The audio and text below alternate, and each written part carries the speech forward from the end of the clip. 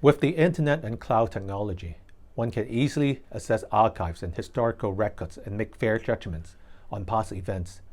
China's modern history is intriguing, especially since 1947, when the Chinese Communist Party took power in 1949. Fast forward to 2021, one can imagine that it will be a year of paramount importance to the party, as it will mark the 100th anniversary of its founding. I was born in Hong Kong in 1968. My mother used to tell me that I almost could not come into this world. One day in 1967, the year when Hong Kong was attacked by CCP-sponsored leftist riots, there was a so-called pineapple bomb hidden underneath her car. At the time, the Cultural Revolution had just started in China, and left-wing pro-CCP groups in colonial Hong Kong orchestrated bombings in different parts of the city. The movement against the British colonial government that year resulted in over 51 deaths. Almost 5,000 arrests were made, and close to 2,000 people were convicted. In the 1980s, I moved to North America. By then, I had gotten a better idea of the real phase of the CCP, having met many second and third generation Tibetans who suffered and survived the CCP's invasion of Tibet in 1959. These people were resettled as refugees in Canada and the US, mainly in Toronto and New York. I then began to study and compare the 17-point treaty signed by Tibet and China in 1951 and the Sino-British Joint Declaration signed by the UK and the Chinese government in 1984. I came to the conclusion that China has breached the Joint Declaration and that the 17-point treaty was imposed on Tibetan people. Educated in the free world, I am convinced that Tibet used to be a separate country with its own currency, stamps, and national flag. The CCP claims Tibet has always been a part of China. Tibet, known as the roof of the world due to its high altitude, was forced to sign a treaty in May 1951 with China. And Article 1 of the 17-point agreement stated, "The Tibetan people shall unite and drive out imperialist aggressive forces from Tibet. The Tibetan people shall return to the big family of the motherland, the People's Republic of China." While many people remember the late Chinese leader Deng Xiaoping as the mastermind behind China's economic modernization and of the 1989 Tiananmen crackdown, few are aware that the emancipation of Tibet was also under the directive of Deng Xiaoping. In the 7 years between 1959 and 1966, more than 500,000 Tibetans were killed by Deng's troops. It is estimated that since China's occupation of 1959, 1.2 million Tibetans had died in armed conflict and famine. That, by any standard, was genocide. During those years, 99.9% of Tibet's monasteries were destroyed, and Tibetan people were taken to Chinese orphanages for re-education.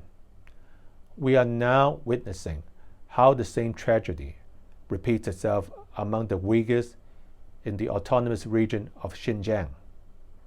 It is also important to note that His Holiness, the 14th Dalai Lama, the spiritual leader of the Tibetan people, escaped Tibet in 1959, bringing along with him more than 80,000 Tibetans to resettle in India, Nepal, and Bhutan. Some subsequently found home in Western countries. Currently, Tibetans in exile number around 100,000 globally. The Tibetan religion, culture, and language have been preserved through the establishment of schools, monasteries, and cultural institutions outside of Tibet. In a speech delivered to the United Nations in 1974, Deng Xiaoping said, "A superpower is an imperialist country, which everywhere subjects other countries to its aggression, interference, control, subversion, or plunder, and strives for world hegemony, acting in a way of the big bullying the small, the strong domineering over the weak, and the rich oppressing the poor.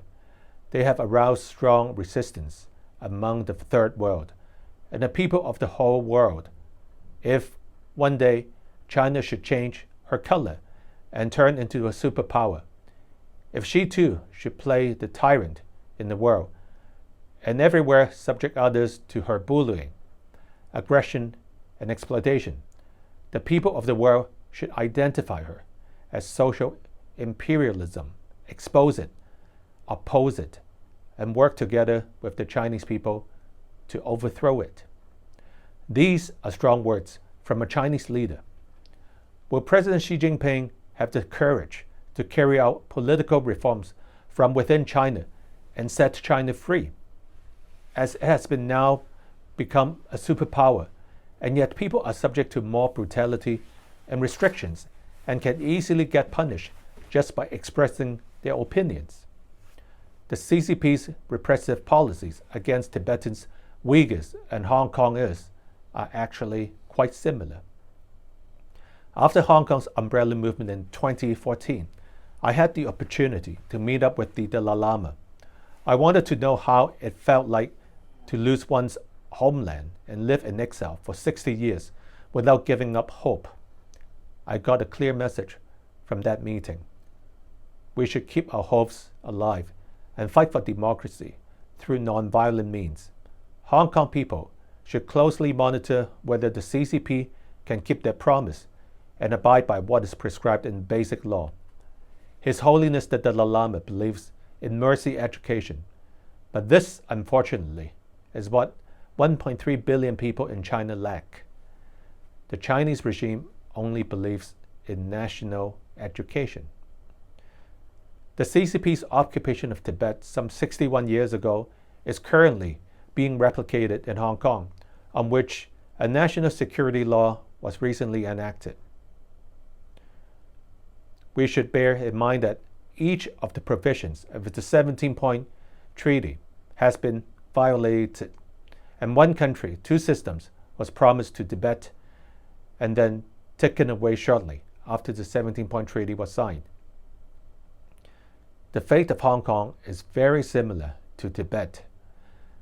There are bound to be more turbulences for the city in the future.